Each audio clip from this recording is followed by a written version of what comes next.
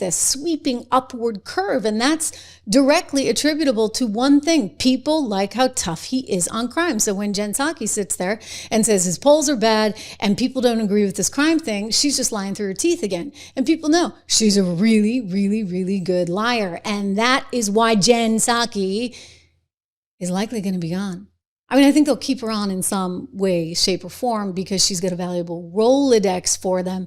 But you don't want this kind of dead weight. You don't want to be paying someone big bucks to run a primetime show when they can't deliver the numbers. And believe me, she can't deliver the numbers. She's going from bad to worse. These ratings are so bad. New York Post recently did a story. Here was the headline. She was dipping 47% in ratings last month compared to Alex Wagner. Again, not somebody who you'd remember, right? They just love their wallflowers over there. Rachel, you'd remember. For better or for worse. She actually packs some punch. And I'm going to say this without any kind of bias. Look, I think she takes you down crazy rabbit holes.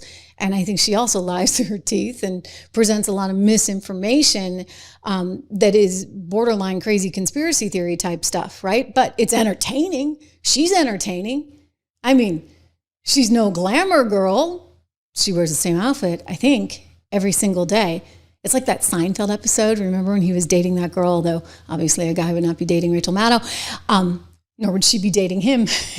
But there was that episode where he's like, she wears the same thing every day. Maybe she's like Superwoman, right? The same costume. So Rachel has the same black blazer on with the same black undershirt and the same haircut every single episode, but she's compelling.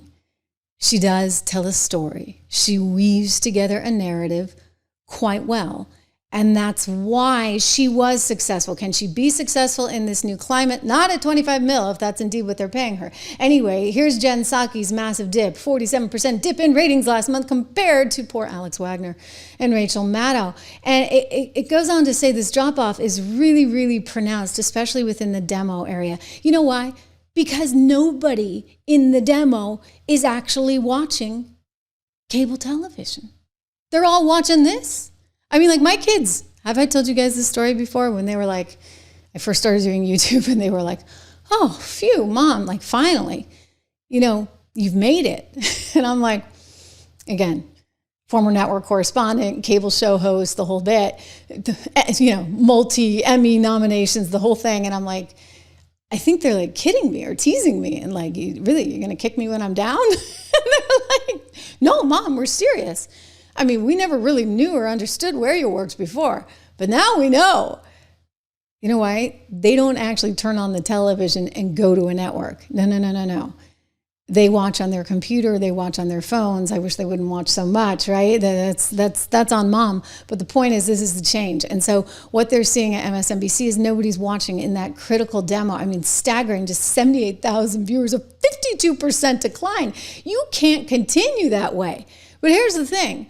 You got a woman in the seat who's got Zippo personality. In fact, if you read the whole article, I'm trying to see if it's actually the quote is in here. Somebody actually says, an insider there at MSNBC, that she's boring.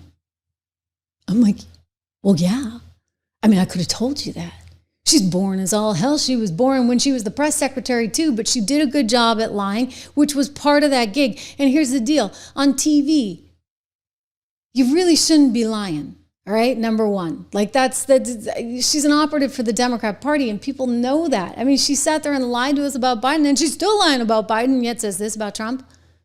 I think cover-up is such a loaded phrase. I never saw that person, not a single time, and I was in the Oval Office every day, that was on that debate stage. I'm not a doctor. He was a person who told a very long story in the Oval Office, but that was the case 30 years earlier, right? So how do you differentiate? I don't know. Cover up is a very loaded term. It's a bit of a dangerous term. He had been basically absent from the public eye since last Tuesday.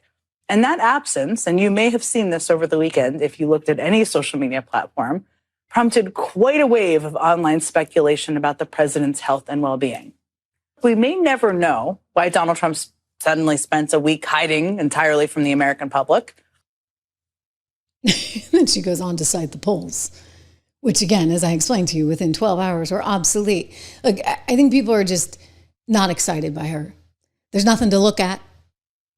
I mean, it doesn't have to be looks. Trust me. It really doesn't. Rachel Maddow is compelling on television, and she's nothing to look at. So it's not that it's looks. I mean, looks can help on the margin, but there's no looks, and there is a lisp, and she's reading a teleprompter, and you can tell. And so there's no excitement, there's no energy, there's no nothing, and she's the woman who lied for this guy. America is a nation that can be defined in a single word. I was going to excuse me. America is a nation that can be defined in a single word. I was going to excuse me. Okay. America is a nation. It's worth watching, right? Okay, so poor Jen. I don't believe that Jen will actually make it through this. I think she'll be fine as a contributor, but I think that they're going to have to do some kind of switcheroo. And they do have talent there. You know what? I'll give you an example of somebody who I don't think on a personal level is necessarily all that, without disclosing too much, all that wonderful. But she's a little more exciting on TV. You probably don't even know her because I think they bury her at like 11 or 12 o'clock. But Stephanie Ruhle, who actually used to work in finance and has an okay head on her shoulder and has some spunk and has some personality. And you need that. You want spunk, you want personality, you want intelligence, and you want somebody who's compelling. So you don't have that in Jen Psaki. You don't have that in, I remembered her name, Nicole Wallace. Not there. Chris Hayes, okay, it's like the inverse of Rachel Maddow a little bit. Lawrence O'Donnell, maybe, I guess, as long as you're not paying him too much. But this is a prime gig that Jen now has. And so she's in the big leagues. And in the big leagues, you got to be able to deliver. And if you can't deliver, then why are we putting you there? It is time to make a change. So my sense is they'll keep her on as some kind of contributor, but she's not going to have a show. Which brings you to what happens then to one Rachel Maddow. Right? Because it's not just Jen Psaki that's going to be disappearing. Again, look at this. We've got a whole thing going on. August was miserable. Granted, it was August. A lot of people go away in August, but they're still watching. I mean, we had a great August. Heck, we were in the top 100 on the YouTube podcast list last week, number 85 and climbing, okay? Do your part, share, like, subscribe to the podcast playlist, download them, everything you can do, tell your friends. But the reality is, and Gary, thank you for your generosity. I'm gonna get to your comments to everyone here in today's show. Why not, right? It's Friday. But I would just say that the entire industry is really struggling. And so it makes it all the more important to be really thoughtful about how you're spending your money as a network and who you're spending it on. And 25 mil, I'm sorry for Rachel Maddow, it's not going to fly. Think about it. I mean, they allowed this to happen. This woman, Cutler, Rebecca Cutler is her name, and she thought the answer was to get rid of Joy Reid's program. Okay, thumbs up. I told you had to get rid of that program. Did I not? I mean, Joy is interesting to watch, albeit she comes across as, suffice it to say, not the most intellectual, really. I mean, at least Rachel kind of comes across like she maybe knows a thing or two. And the other woman I mentioned has a background in markets and the economy, and I think is, on television anyway, a fairly straight shooter with some personality. So again, these are options that you have. I'm trying to help management. I don't know why. I don't need to help them. But it's just so obvious. I mean, clearly, they got people in management that don't know how to pick talent. And I'll tell you, talent could pick talent. Talent would know who was threatening and who was not. It's actually hard for me. Like, think about it. If you're me and you're in a cable network, like, the reality is it's hard for somebody who's really good, and I am, dare I say, without tooting my horn too much, I'm pretty good at what I do. And, you're a woman, like it's pow, pow, pow, right? Claw, claw, claw. So a Jen Psaki is perfectly fine because nobody feels threatened. Nobody really, thinks she's any good. So why would you bother? Rachel's got a whole other thing going on, right? She's not necessarily trying to score in the looks department. And so I think that, sometimes it's like just go along to get along. And that's why they keep these people there. And I'm telling you, it's not going to work. So Rebecca Cutler, I got some advice for you. Find yourself somebody on the left with some personality. I've seen some. They tend to be more populist in nature, right? There's some of the Democrat. Oh God, there's this guy. Maybe is it Chuck Rocha? I think he's a liberal, and I used to put him on my show because he was interesting. Again, you want interesting people there.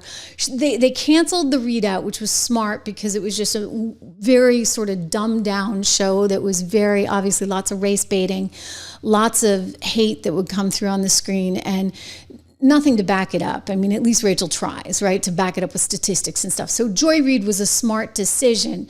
But I'm telling you, this woman, Rachel, cannot continue to collect $25 million. Shareholders aren't going to stand for it when there are no numbers to support it. I mean, how is she going to earn her keep? Let me ask you. I think we just learned over at CBS that, if you're losing $40, $50 million a year on a show, you're probably not going to keep it going, which is what Stephen Colbert was doing. You're losing at least 25 mil and a whole lot more, whatever it costs for the staff, for Rachel Maddow. So you got to pull the cord or cut the cord or do something because this woman is not doing it.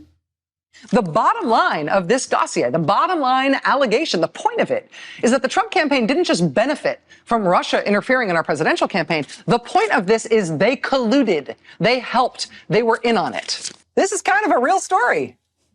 The connections between the Trump servers and the Alpha Bank servers were real. They were covert communications that someone was trying to hide, that the Trump Organization and Alpha Bank appear to have been trying to hide. Now we know that the vaccines work well enough that the virus stops with every vaccinated person. A vaccinated person gets exposed to the virus does not infect them. The virus cannot then use that person to go anywhere else. It cannot use a vaccinated person as a host to go get more people. We and other news organizations have generally stopped giving an unfiltered live platform to remarks by former President Trump. It is not out of spite. It is not a decision that we relish. It is a decision that we regularly revisit. And honestly, earnestly, it is not an easy decision, but there is a cost to us as a news organization of knowingly broadcasting untrue things. And that is a fundamental truth of our business and who we are. Yeah. Like, oh, gosh, darn it. That's Russian misinformation, that Hunter Biden laptop fed to you courtesy of the Russians and Rudy Giuliani, who, by the way, I understand is recovering. Prayers for Rudy right now. America's mayor. He did a wonderful job on New York. Why? Oh, because he cared about law and order. It seems that, people do actually want to be safe. Another reason why Donald Trump's climbing in the polls. Why? Oh, he's cracking down on crime and it's going well in D.C. and people like it. They're begging for him in Chicago. You see, all those lies, they weren't being told by Trump. He was actually being very forthright and sometimes too truthful. Do you remember in spring of 2020, it was May of 2020, I had been hearing from sources in February of 2020, before we shut down the whole nation, right? I had heard that the virus had come from Wuhan, China, that there was this lab in Wuhan, China, that there were people that had gotten sick in Wuhan, China. I mean, this story was out there, right? Certainly among people in the know that had contacts within the administration, et cetera. So clearly Donald Trump had heard this intelligence as well. And so finally, a Fox reporter asked him about it in May of 2020, and they came right out and said, hey, have you heard anything that this could have come from this Wuhan lab? And he said something to the effect of, yeah, I've heard that. I've heard it could come. And they lost it on him. I mean, all of a sudden, he wasn't allowed to be on the air anymore. And I'll tell you, full disclosure, when I worked at Fox, same deal. Like, they'd be like, you can or cannot take Trump with this, rally he has tonight. They really would. They were so afraid. And it's like, guys, like, who's telling the truth here? It turns out Donald Trump was telling the truth, and it was the media and the deep state that were lying. And so there's this tremendous bias. People are over it. And I'm just telling you that this network is going to have to reinvent itself. All these networks are going to have to reinvent themselves. Again, Fox, the best of the bunch here. And maybe they'll continue to print money for a little while. But I'm not sure what happens to the rest. I'm really not. Like CNN, disaster. Disaster. We're going to get to it. Okay, MSNBC, clearly a disaster. They don't have anybody there that can deliver, they can report. And they're caught in the middle of this changing landscape where they're getting the competition with their legs cut out from under them by the likes of all these podcasts, where it's a very different environment, obviously, and there's no teleprompter, and there's gosh darn it, I don't even get like a commercial break. So you may see me putting on my lipstick and drinking my water mid-show, but it is what it is, right? And I wouldn't trade it for the world. So Rachel Maddow, she's likely gone. And I think the entire industry is going to have to figure this out. I don't think they can afford her. I don't think shareholders are going to go for it. Unless she's back on the air 5 nights a week delivering ratings, it's lights out. And she'll be fine. She'll go off and do a podcast somewhere, and then she won't have to go into the office, and it will probably be better for her and her lifestyle. But I'm just saying, for the network itself, if I were management, I'd be nervous, and I would definitely be looking to change the entire lineup, because I need people to watch. And if they're not going to watch, I better make sure I got darn cheapos in the slots, right? Really, really cheap talent, because I can't afford to be paying these big salaries if in fact Rachel's scoring 25 mil. 25 mil too much, right? My gosh.